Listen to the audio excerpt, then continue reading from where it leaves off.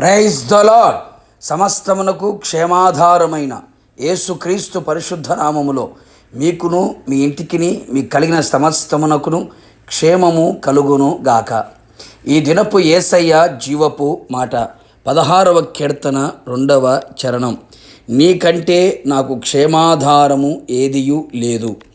యేసయ్య మీదనే ప్రతి విషయములలో ఆనుకొని ఆధారపడి ఆయన వైపు చూచుచు ఈ విశ్వాస యాత్రలు నడిపించబడుచు పరమునకు సిద్ధపడుచున్న నా దేవుని ప్రతిష్ఠిత దైవ జనాంగమా, యేసయ్య మన ప్రభు. ఆయన కంటే మరొక క్షేమాధారము మనకు లేదు. మనము అన్ని విషయములలో క్షేమము కలిగిన వారమై మనకును మన ప్రాణమునకును మన కలిగిన సమస్తమునకును నిత్యము క్షేమము అనుగ్రహించగల దేవుడు, మన నగరిలో క్షేమము దయచేయగల దేవుడు యేసయ్య. ఆయన మీదనే ఆధారపడి ఉండవలెను.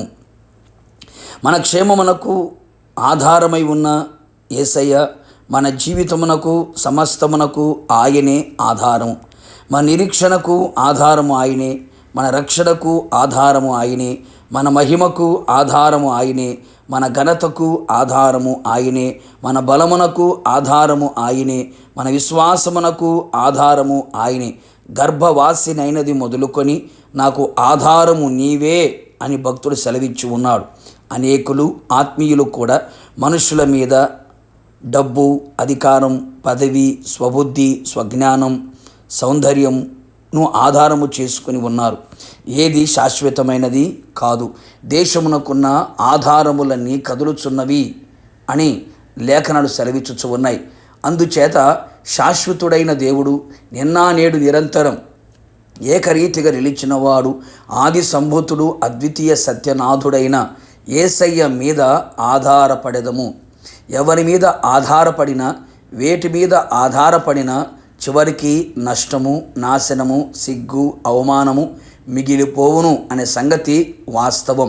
గనుక నీ కొరకు సిలువలో మరణించి సమాధిలో పెట్టబడి 3వ దినమున తిరిగి లేచి తిరిగి రానై ఉన్న యేసయ్య మీద ఆధారపడెదము.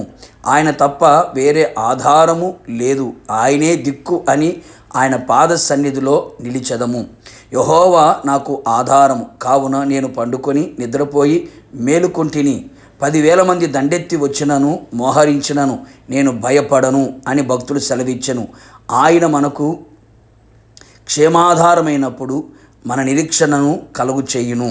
అంతేగాక దేనికి మనము భయపడకుండా ఉండెదము అనే సంగతి గుర్తించదము.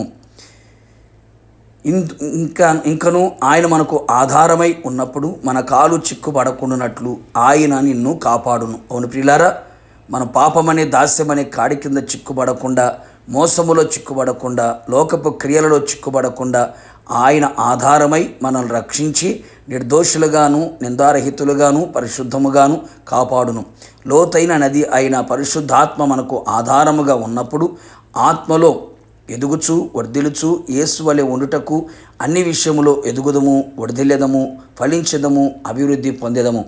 కావున నా దేవుని ప్రియులారా, మన క్షేమాధారమైన యేసయ్య మీద ఆధారపడి ఆయనను సేవించుచు, ఆయనను ఘనపరచుచు, ఆయనను కొనియాడుచు, ఆయన మహిమగల రాకడ కొరకు, ప్రత్యక్షత కొరకు ఎదురు చూచెదము. యుగ యుగములు యేసుతో కూడా ఉండేదము. ప్రార్థన. మా ఆధారమై ఉన్న యేసయ్య, నీ పరిశుద్ధమైన పాదములకి కృతజ్ఞతాస్తుతులు చెల్లించుచు ఉన్నాం.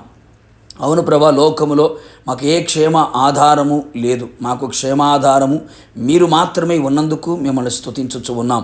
మా జీవితంలో ప్రభువా, మాకును మా కలిగిన సమస్తమునకును కూడా మీరే క్షేమాధారమై ఉన్నందుకు మిమ్మల్ని స్తుతించుచు ఉన్నాం.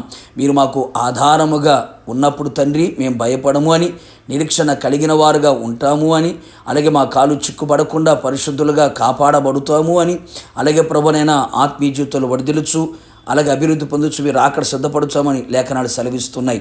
ఇది మొదలుకొని మా జీవితములకు, మా ఆత్మ ప్రాణ శరీరములకు మీరే ఆధారమే ఉండి మీ ఆగమముల వరకు మమ్మల్ని నడిపించమని యేసు నామములో అడిగి పొందుకున్నాము తండ్రి, ఆమెన్. నిశ్చయముగా మీకును మీ కుటుంబ సభ్యులందరికీ ఆయనే క్షేమాధారమై ఉండును గాక. God bless you.